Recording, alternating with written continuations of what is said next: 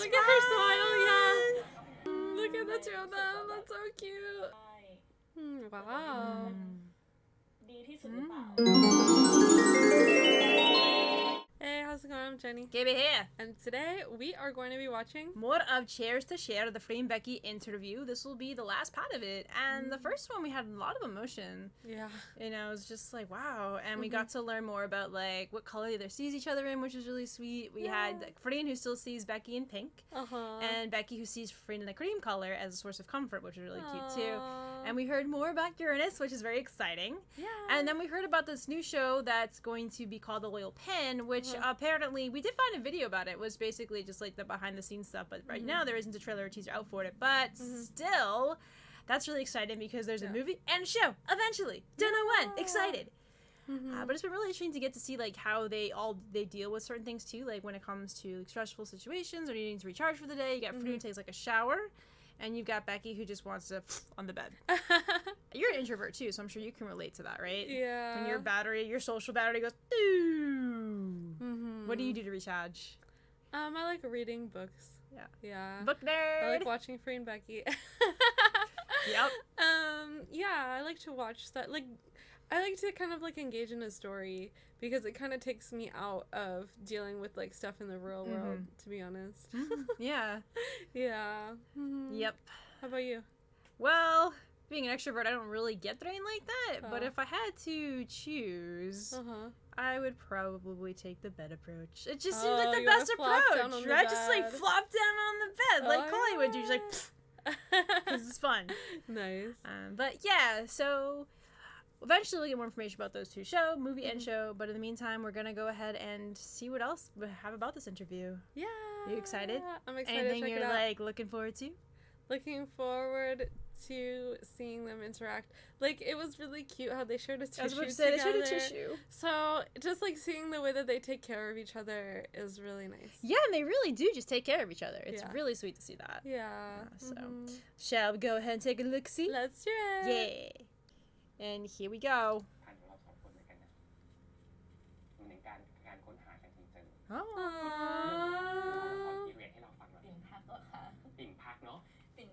There's drama with it? Oh, the drama series. Okay. A period drama. I thought you were saying that, like, that there was drama surrounding it. I was like, that's a completely different thing. Pin, Lady Pin. Okay. Oh.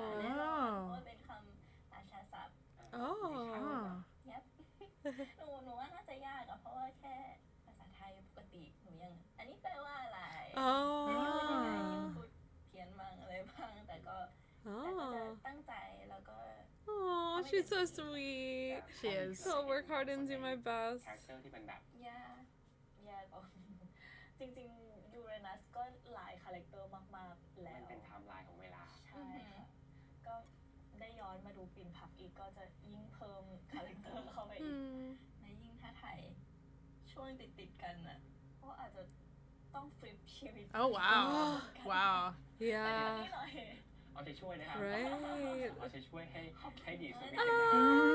That's so sweet of him to say it that way. ปกติดำน้ำอยู่แล้วไหมครับ ไม่ค่ะแต่ว่ามีความฝันอยากว่าย A dream to swim with sharks? Do you want to swim with sharks, babe? แต่ว่าเรามีในเรื่องอาจจะเป็นความฝันที่เราอยากเป็น Oh wow. ก็แปลว่าเราจะต้องฝึกฝนเรื่องฟรีไดฟ์เยอะมาก Oh wow. Wow. ดีฉลาดเป็นชั่วโมง Dang. A shark documentary. Okay, so Becky likes sharks. ตั้งแต่เด็กๆแล้ว Oh wow. เลย 5-6 ชั่วโมงดูฉลาม Oh. อันนี้คือไทเกอร์ชาร์กอันนี้คือบูชาร์กอันนี้คือเกรย์ไวท์อันนี้คือคาเปตชาร์กคือชอบ Oh, she likes all the sharks. There's just shark plushie. เรื่องเขาผิดเยอะมากๆอ่ะหนูว่าเขาไม่ได้ร้ายแรงเหมือนที่ทุกคนคิดเขาก็เป็นปลาใช่แต่ว่าเป็นเราหรือเปล่าที่เข้าไปในพื้นที่ของเขา Wow. ไม่นะเขาเป็นเบบี้ Oh gosh. They're so cute.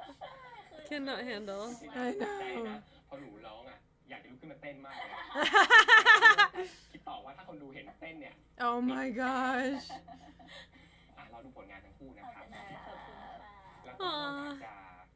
จะ มาแชร์เรื่องราวของหนูให้คนดู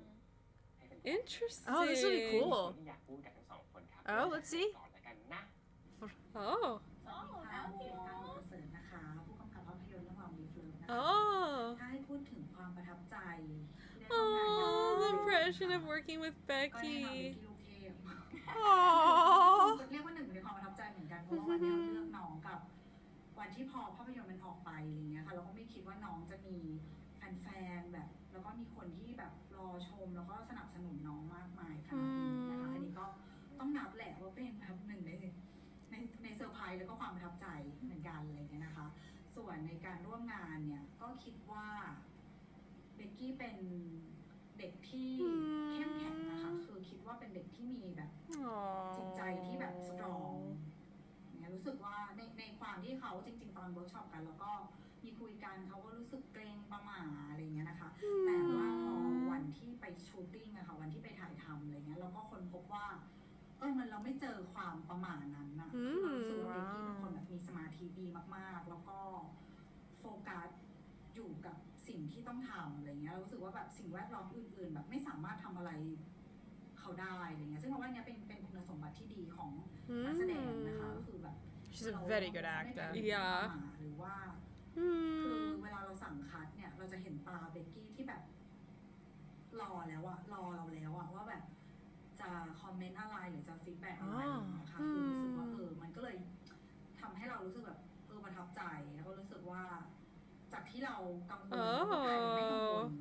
ไปด้วยเลยอะไรอย่างเงี้ยนะคะกับการแบบเพราะว่าบทจริงๆบทน้ำมนต์ก็เป็นบทที่เอาจริงๆสำคัญเป็นตัวเดินเรื่องหลักเหมือนกันอะไรเงี้ยค่ะก็รู้สึกว่าเนี่ยก็เป็นความประทับใจอยากฝากอะไรถึงน้องเบคในอนาคตนะคะจริงๆก็พี่มุกก็ไม่ได้ห่วงอะไรเลยอะค่ะก็รู้สึกว่ารอมากกว่ารอที่จะแบบเห็นผลงานเรื่องต่อไปของเบกกี้อะไรอย่างเงี้ยนะคะคิดว่าน้องน่าจะเลือกโปรเจกต์แล้วก็แบบหาชาเลนจ์อะไรใหม่ๆที่แบบท้าทายขึ้นไปอีกเรื่อยๆอะไรเงี้ยค่ะพี่มุกก็จะเป็นกำลังใจแล้วก็ซัพพอร์ต Oh, that's so sweet. Yes. ครับ น่ารัก พอพี่มุกพูดถึงการทำงานของเมกการเป็นโฟกัสการที่แบบสายตารอคอมเมนต์ในมุมของเราเป็นอย่างนั้นไหมเวลาเราทำงานด้วยกันเขาทำงานยังไงครับเป็นนะคือน้องอะเขาจะเป็นคนที่เขาเรียกว่าอะไรอะถ้าไม่ดีน้องจะแก้อะไรมีอะไรที่แบบต้องการอะไรเพิ่มไหมหรืออยากเอาอะไรออกมาอีกอะไรอย่างเงี้ยประมาณเนี้ยค่ะใช่แล้วพออีกเทคนึงหรือว่าครั้งต่อไปอะมันจะได้ดีขึ้น Wow, every take will get better. ใช่ Oh. จากที่หนูเล่นกับน้องมาเป็นแบบเรื่องของคนที่อยากพัฒนาตัวเองนะใช่ค่ะหนูหาฟีดแบ็กตลอดเลยแม้ว่าถ้าชมว่าเก่งแล้วนะหนูก็จะถามว่าได้อะไรอีก how to make it even better เหมือนแบบเก่งขึ้นใช่ได้อีกรู้สึกว่ามันได้อีกเราจะไม่หยุดตรงนี้แม้ว่าจะเป็น constructive หรือ positive ไม่เป็นไรหนูจะหาจุดที่ไปอีกค่ะเคยทั้งสองคนเคยจินตนาการชีวิตตัวเองในวงการบันเทิงอีก5 ปี10 ปี20 ปีข้างหน้าเลยว่าเราอยากจะไปถึงจุดไหนอยากทำอะไรให้สำเร็จเรามีโกของเราไหมครับมีอยู่นะคะรู้สึกอยากลอง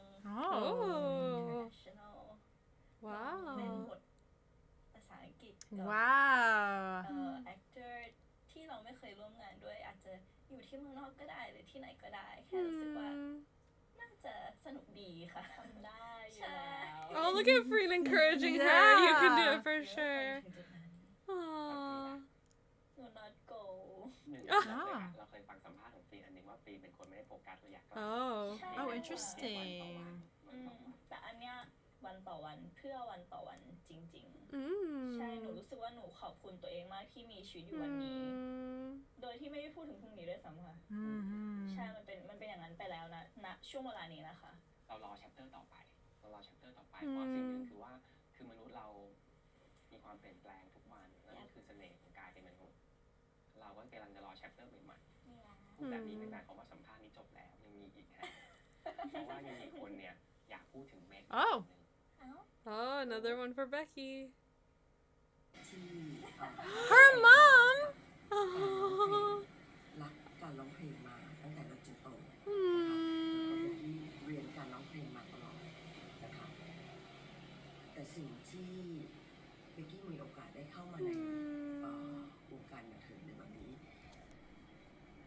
เป็นสิ่งที่ทำให้เบกกี้เนี่ยพัฒนาในด้านต่างๆที่เกิดขึ้นเบกกี้เนี่ยมองอุปสรรคต่างๆเนี่ยให้เป็นโอกาสในด้านการ Oh, love I that. do แล้ว too. ก็สามารถเนี่ยเปลี่ยนแปลงตัวเองและพัฒนาตัวเองได้ตลอดเวลา น้องก็คิดเสมอว่า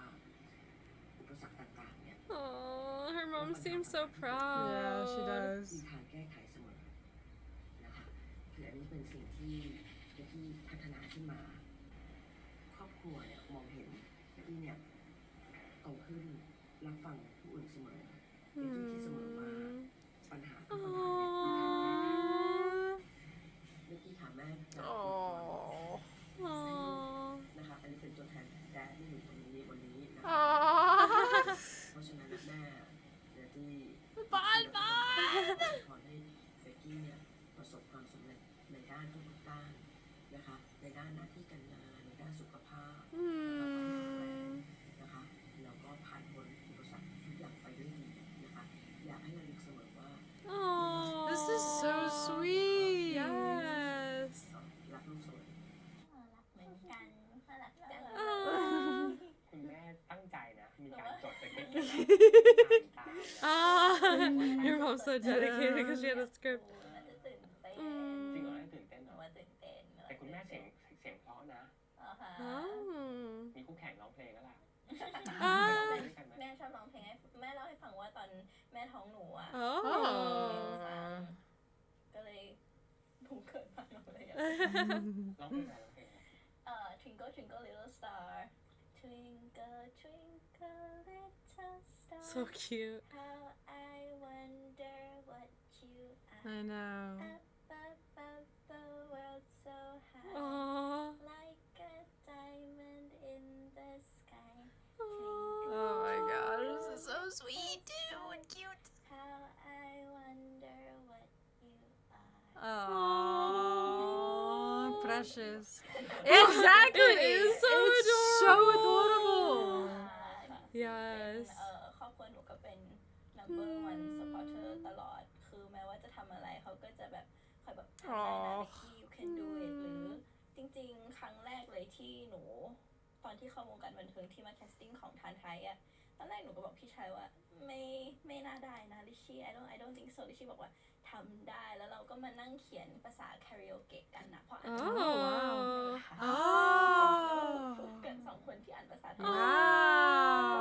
จนกระทั่ง Wow. Let me turn on the extra light real quick. Oh, yeah, go ahead. ใช่ก็ต้องขอบคุณครอบครัวด้วยที่เป็นแบบสปอร์เตอร์ที่ดีมากๆ Let there be more light. ต้องใช้ความพยายามเยอะแต่ถ้าเริ่มจากคาราโอเกะเนี่ยจนมาถึงวันเนี้ย นั่งแกะแบบเขียน ผ่านมาอีกหนึ่งสาวครับมีคนที่อยากจะมาแชร์ Oh, here we go. For Freen. พี่ฟรีน Aw. So she said her name was so cute. ความประทับใจเกี่ยวกับน้องกินให้ฟังหน่อยค่ะ Her mom. Aww. แต่มัธยมปลายอะค่ะก็จะส่งตัวเองเรียน Wow. แต่ก็ว่าหารายได้ให้ตัวเองเพื่อที่จะ Look at Freen getting I emotional. know. จะเก็บออมจะ Very responsible. Yes. ปริญญาตรีอย่างเงี้ยค่ะ She bachelor's degree Wow. girl. หาเงินเองไม่ว่างานอะไรก็แล้วแต่ก็คือส่วนใหญ่ก็จะเป็น Wow. Oh, wow. Miss Teen. Oh, look at Becky's เก็บ head. เงินแล้วก็ทำงานด้วยเรียนด้วย Wow. หาเงินด้วย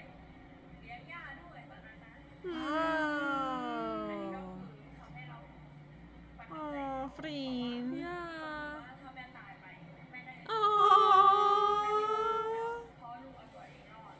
และสุดท้ายประทับใจที่สุดก็คือเขาทำงานด้วยเรียนด้วยและทุกอย่างเรียน Wow. เกียรติยศ Wow.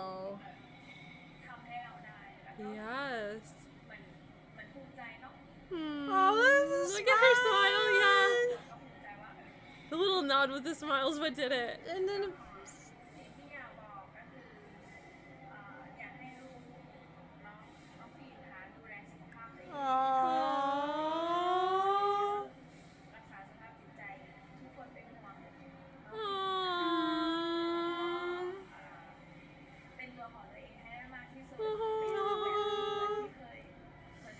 make me emotional. Oh. Look at Freen's reaction. I know. Oh gosh. Oh. แม่ครับปกติแล้วเป็นครอบครัวที่เราคุยกันทุกเรื่องไหมทุกเรื่องค่ะทุกเรื่องแม่รับรู้ Oh, แล้ว wow. ก็ They must be very close. Yeah. แม่จะไม่เคยว่าไม่เคยพูดไม่เคยมีคำถามเลยกับการเป็นหนูในทุกเรื่องแม่จะเคารพการเป็นหนูทุกอย่างเลยมันเลยแบบเขาไม่ค่อยสอนอะไรหนูเลยอะแต่ตั้งแต่เด็กจำได้เลยว่าแบบหนูอยากเป็นอะไรหนูเป็นเลยลูกอะไรอย่างเงี้ยจะมีแบบพ่อที่แบบจะบอกว่าเป็นอันนั้นเป็นอันนี้อะไรอย่างเงี้ยแต่หนูก็ส่วนใหญ่จะอยู่กับแม่ค่ะแบบอยู่กับแม่2 คนมันเลยทำให้หนูรู้สึกว่าหนูโตมาด้วยตัวเองโดยที่มีแม่อยู่ข้างหลัง Look at the two of them. That's so cute. หนูก็ดีใจที่มีเขาเป็นคนที่คอยอยู่ข้างหลังหนูเสมอมันแค่รู้สึกว่า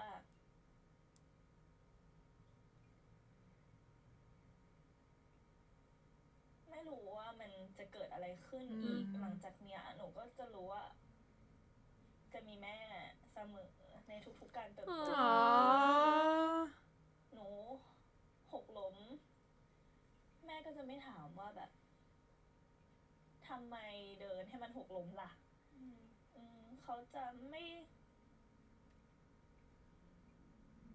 ถามหาอะไรแบบนั้นแต่จะคอยช่วยทำแผลให้ตลอ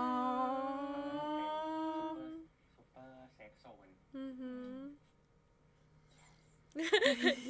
ถึงบางครั้งมันจะมีความคิดหรือความเชื่อบางอย่างที่แบบว่าเราต่างกันคนละขั้วเลยฟีนกับแม่เนี่ยแต่ว่าหนูว่ามันคงเป็นอะไรที่ขาดกันไม่ได้หรอกเขาจะชอบพูดถึงแบบแม่เสียแล้วหนูก็ดูแลตัวเองได้อะไรเงี้ยหนูแบบว่าไม่จริงอะรู้เลยไหมการจะพูดถึงประโยคเมื่อกี้ครับการที่มนุษย์พ่อแม่คนหนึ่งจะพูดได้ว่าแม่สามารถจากไปแล้วเนี่ยพอมั่นใจว่าหนูดูแลตัวเองได้เนี่ยแสดงว่าฟรีนต้องทำอะไรถูกต้องสักอย่างนะที่ทำให้พ่อแม่รู้สึกแบบนั้นนะนี่คือ2แขกกับ3แขกรับเชิญพิเศษพูดถึงหนูวันนี้ครับวันนี้เราทลายทุกคำถามที่ส่งไปหนูตอบคำถามหนูจะรู้ว่ามีบางคำถามที่เราคุยกันก่อนแล้วก็มีหลายคำถามที่เติบโตมาในระหว่างทางที่เราคุยกันเนาะเพราะฉะนั้นเรากลับไปสิ่งที่อยากจะชวนหนูคุยนิดนึงก็คือว่าเรา2 คนในช่วงวัยรุ่นเรามองปัญหาวัยรุ่นของประเทศไทยในตอนนี้เรื่องอะไรบ้างปัญหาวัยรุ่นเรื่องไหนที่เรารู้สึกว่าน่าเป็นห่วงที่สุดในมุมเรา2 คนสำหรับหนูมันคือการทดลองหนูว่าวัยรุ่นอะมันเป็นช่วงที่แบบอยากทำอยากลองอะไรใหม่ๆเกิดขึ้นแล้วบางทีถ้าสมมติว่าเราได้ลองทำแล้วมันดีก็จะดีแต่ถ้าสมมติว่าได้ลองอะไรในสิ่งที่มันไม่ดีเกิดขึ้นล่ะแล้วถ้าสมมติว่าวัยรุ่นไม่ได้คิดได้และคิดเป็นทุกคนล่ะใช่หนูว่าอันเนี้ยมันน่าจะเป็นสิ่งที่กำลังเป็นปัญหาหนูว่ามันควรจะมีการสื่อสารหรือ communicate กันเยอะขึ้นว่าสิ่งใดที่ดีและไม่ดีอย่างไรระหว่างวัยรุ่นและคนทุกรุ่นใช่ไหม yes ใช่ค่ะหนูว่าถ้ามันตอบคำถามตรงนี้ได้หนูว่าสิ่งที่มันจะพัฒนาต่อจากการเป็นวัยรุ่นมันคือการเป็นผู้ใหญ่ใช่ไหมคะมันจะเป็นผู้ใหญ่ที่ดีได้มันจะต้องผ่านแบบเซตโชว์แบบประมาณเนี้ยก่อนสำหรับนักกฎหมายในอนาคตแล้วครับผมตอนนี้หนูคงมองว่าความ open minded คือหนูถ้าเป็นหนูที่เติบโตมาทั้งเป็นThai and English ใช่ไหมหนูจะเห็น culture ที่แบบแตกต่างเลยคือความ open minded หนูรู้สึกว่า here sometimes มันอยู่ในกรอบไม่ได้ออกไปลองเหมือนที่พี่ฟิล์มบอกแหละทดลองได้ลองอะไรใหม่ๆมันจะถูกสอนมาเลยตั้งแต่เด็กๆว่าแบบเป็นอย่างนี้นะอย่างนี้นะอย่างนี้นะแต่พอหนูโตมาที่อังกฤษno you go try แล้วถ้าเกิดอะไรขึ้น you face the consequence ใช่ คือมันคือการเติบโตที่ไม่เหมือนกันเลยแต่หนูมองว่าการเติบโตแบบตอนที่อยู่อังกฤษอ่ะมันจะทำให้เราเป็นผู้ใหญ่เร็วขึ้นเพราะว่าเราจะรับรู้กับปัญหาที่เราได้ถ้าเราทำให้มันเกิดปัญหาเราจะรู้ว่าเราต้องแก้ไขยังไงโดยที่ไม่ต้องพึ่งพาใครใช่หนูรู้สึกว่าตรงเนี้ยเป็นปัญหาที่คิดว่าถ้าสมมติว่า become more open minded become more open ทั้ง everyone เลยนะเพื่อน family ทุกคนนะหนูว่ามันจะเกิดการได้พูดคุยมากขึ้นครอบครัวที่ได้สนิทมากขึ้นกับเรื่องราวตั้งแต่จุดเริ่มต้นที่เรา2คนได้มารู้จักกันนะครับในทฤษฎีสีชมพูเนอะเดินทางมาการพบเจอในครั้งนั้นทำให้หนูได้เดินทางทั้งในประเทศไทยไปต่างประเทศได้ชาเลนจ์ตัวเองใหม่ๆได้มีโซโล่คอนเสิร์ตได้มีบลาบลาเยอะแยะมากมายมันเป็นคำถามที่เบสิกมากนะแต่ว่าถ้าคนไม่อยู่ในนั้นเนี่ยมันจะไม่มีทางเข้าใจเลยเราอยากรู้ตั้งแต่จุดเริ่มต้นจนถึงวันนี้ครับภูมิใจกับตัวเองแค่ไหนภูมิใจกับตัวเองแค่ไหนดีครับภูมิใจค่ะภูมิใจมากถ้ามองย้อนกลับไปเลยคือมันเป็นเด็กผู้หญิงที่ไม่มีอะไรเลยไม่เคยคิดว่าชีวิตจะต้องมาเล่นซีรีส์มาร้องเพลงมาเต้นหรือว่ามาถ่ายแบบมาทำอะไรที่เราไม่เคยทำเราก็ทำได้ว้าวดีที่สุดหรือเปล่าแต่หนูทำเต็มที่และดีที่สุดวันนั้นมากๆก็ภูมิใจมากๆในตัวเองที่ผ่านพ้นเรื่องราวต่างๆเกิดขึ้นมากมายแล้วเป็นฟรีนในวันนี้ค่ะคิดถึงมันบ่อยๆรู้แล้วครับภูมิใจจริงๆเรามีความฝันตั้งแต่เด็กๆแล้วแหละที่เราอยากเป็นนักร้องหรือเข้าตรงวงการบันเทิงแต่ก็ไม่เคยคิดว่าตัวเองจะทำได้จริงๆจริงๆหนูก็ยังมีแหละ personality นี้ที่แบบมันไม่กล้าเราไม่มีความ public speaking เรากลัวเราไม่มีความ confident อะไรเลยในตอนนั้นแต่ตอนนี้เรามองว่าแบบโอ้อยู่เติบโตเยอะเหมือนกันแบบไฮสปีดด้วยทั้งคู่เลย I think it's also แบบ environment ที่ทำให้เราต้องเติบโตด้วยคำถามหนึ่งที่อยากรู้ครับหนูว่าจะเคยถูกถามมาแล้วแต่ว่าพอถามในวันนี้ครับในปีหน้าเรายังได้เห็นงานของทั้งสองคนอยู่แหละเป็นคู่กันคิดถึงวันที่ต้องบินเดี่ยวแยกไปกับงานของตัวเองเหมือนที่เราเล่นภาพยนตร์กันบ้างไหมในมุมนี้ครับตอนนี้ก็เป็นค่ะมีงานเดี่ยวเป็นของตัวเองแต่ว่าเราก็เป็นกำลังใจให้กันตลอดแบบว่าสมมติว่าน้องมีงานอะไรฟินจะแบบซัพพอร์ตตลอดว่าแบบหนูเชื่อว่าน้องทำได้อะแบบทำได้เสมอแหละแล้วทำได้ดีด้วยก็ดีใจแล้วก็ยินดีกับทุกๆการเติบโตของน้องเสมอแบบทุกๆครั้งที่มีงานอะไรเข้ามามีหรือว่าแบบ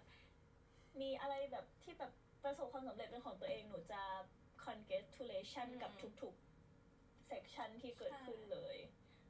เด็กนะครับของหนูก็มองว่าเราเป็นพาร์ทเนอร์กันจริงๆอะแบบหนูเวลาถ้าพี่ฟิล์มมีงานเดี่ยวหรืออะไรเงี้ยหนูก็แบบไปพี่ฟิล์มเก่งมากสวยมากวันนี้ love that ซัพพอร์ตกันมากๆไม่ได้มานั่งมองว่าพี่ฟิล์มทำงานหนูทำงานคือมันแบบ well done นะคือเรายินดี congratulation เขาตลอดเลยเราอยากเห็นเขาได้ไปถึงความฝัน so sweet ตั้งแต่แรกที่จากกันครับสิ่งที่อยากบอกสิ่งที่ฟรีนอยากบอกเบกกี้ที่สุดเฉพาะโมเมนต์เนี่ยตั้งแต่จุดเริ่มต้นที่เราคุยกันในสัมภาษณ์นะครับอาจไม่ต้องลากยาวตั้งแต่โมเมนต์ที่เราคุยกันในเรื่องของสีเรื่องของความสัมพันธ์เรื่องของผูกพันเรื่องอุปสรรคสิ่งที่ฟรีนอยากบอกเบกที่สุดในนาทีนี้และสิ่งที่เบกอยากบอกฟรีนที่สุดในนาทีนี้คืออะไรเอาแบบที่อยากพูดตอนนี้เลยใช่ไหมวันไหนที่ไม่สดใสไม่มีรอยยิ้มไม่เป็นไรเลยหนูจะเป็นให้เอง Oh my gosh ว่าจะเป็นอารมณ์ไหน so sweet เสมอเหมือนที่หนูพูดวันแรกเลยแล้วคำว่าที่หนูพูดว่าถ้าไม่มีใครรักแล้วอะแล้วก็อยากให้จำอันนี้ไว้จริงๆว่าถ้ามันไม่มีใครตรงนี้แล้วมองไว้ ที่หนูได้เสมอ Oh my gosh. Oh, so cute. สำหรับพี่ฟีนะหนูเก่งมากมากเลยแล้วก็ไม่ต้องกลัวว่าจะไม่มีใครเหมือนกันเราก็ไม่ต้องคิดมากไม่ต้องกังวลกับสิ่งที่ยังไม่เกิดทำวันนี้ให้เต็มที่ที่สุดแล้วยูจะไปได้ไกลมากๆแล้วก็ไปให้ไกลที่สุดเท่าที่จะทำได้เลยแล้วก็จะอยู่ข้างหลังเสมอ That's so sweet. Making me emotional again. I know. ในรายการแชร์สู่แชร์ครับมีคำถามหนึ่งที่เราจะถามแขกรับเชิญทุกคนคือเรื่องที่คุณสองคนอยากแชร์ที่สุดในตอนนี้อาจจะเป็นเรื่องเล็กเรื่องใหญ่เรื่องในสังคมเรื่องตัวเองเรื่องคนอื่นก็ได้แต่รู้สึกว่าเนี่ยเป็นเรื่อง Just got some dust in my eye. Just a lot of dust. Just a little dust. Just a little dust. That's all it is. Dang, I got a dust later. หนูว่าถ้าสิ่งที่อยากแชร์เรื่องตัวเองก็ทุกคนก็มองว่าเราเป็นคนที่สดใสมากๆคนนึงสร้างรอยยิ้มเยอะๆแต่จริงๆเราก็เป็นคนที่ค่อนข้างอ่อนแอมากเหมือนกันแล้วค่อนข้างเซนซิทีฟมากๆเหมือนกัน She does seem it. Yeah, เรา definitely. ยิ้มอยู่ข้างในเราอาจจะแตก Oh. สลายไปแล้วก็ได้แต่เราแค่อยากส่งรอยยิ้มให้ทุกๆคนรู้สึกว่าเรื่องนี้เป็นเรื่องที่ทุกคนก็น่าจะเข้าใจผิดในตัวหนูว่าวันนี้น้องเบกยิ้มวันนี้น้องเบกมีความสุขแต่อาจจะไม่ใช่เลยก็ได้แต่ก็เราเลือกที่จะส่ง Oh, she's so sweet. It's very sweet. Yeah. กลับมาเรื่องเหมือนตั้งแต่แรกที่เราคุยกันเลยเนาะมันก็คือชีวิตมันมีทั้งวันดีกับวันร้ายมันเป็นเรื่องปกติแหละที่มีทั้งวันที่ดีและวันที่ไม่ดีแต่ว่าสุดท้ายแล้วเราจะรับมือกับวันนั้นยังไงก็เป็นกำลังใจให้อีกแล้วความสดใสครับหนูชนะแน่นอนครับ Oh. แชร์วันที่อ่อนแอแล้วกัน เหมือนที่ผ่านมาชีวิตเคยอ่อนแอแล้วนะแต่มันมีวันที่อ่อนแอได้อีกแฮะแบบชีวิตเราเหมือนมีเขาเรียกว่าอะไรบททดสอบไม่มีวันจบใช่แบบว่าหนูคิดว่ามันจบแล้วนะมันมาอีกฮะ มันแบบมันทดสอบเราตลอดเวลาที่เรายังมีชีวิตอยู่เลยรู้สึกว่าเรามีความถามกับตัวเองตลอดว่าเราจะอ่อนแอที่สุดวันไหนนะสุดท้ายคำตอบมันคือการเหม่อสรุปมันคือนั่นแหละคำตอบมันคือการที่ไม่มีวันแต่จะทำยังไงให้เข้มแข็งขึ้นมาได้ล่ะทำยังไงให้มันไหวขึ้นมาได้ทำยังไงให้ตัวเองมีกำลังใจขึ้นมาได้เรียนรู้กับตัวเองว่า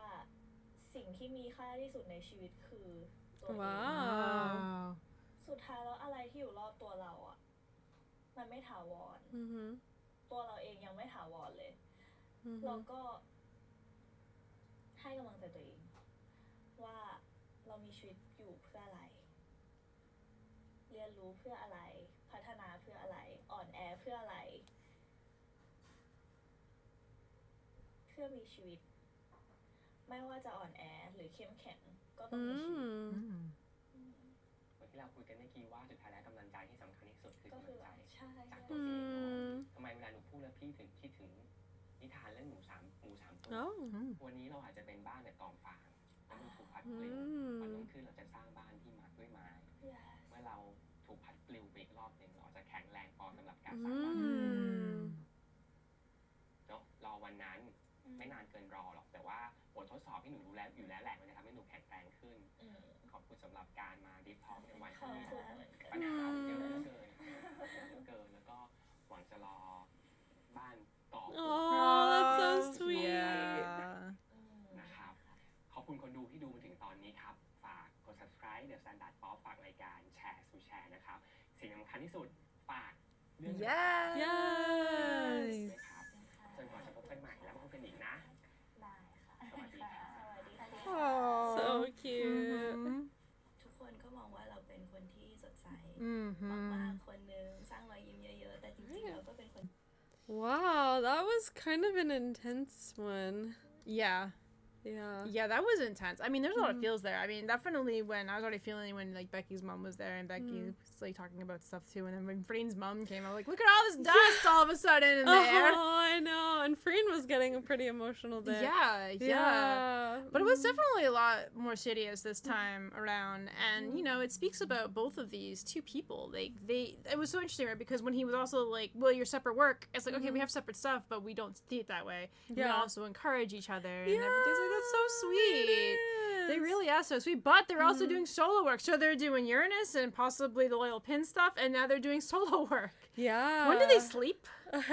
Not often, it seems like. And it's interesting because Freen never really thought of any kind of dream like this, right? And she's also the kind of person who, and I can kind of relate in some aspects, because if someone says, what do you see 10 years down the line? I'm like, yeah, I don't quite know yet, you know? Right. And then you got Becky, who she always wanted to be in the entertainment industry and never thought she could be, but she just does see her life for herself. She wants to travel internationally. She wants to do all these things. Yeah. And it's so interesting to see that. Yeah. And her whole life, like, this was her dream. This was her dream. Was like,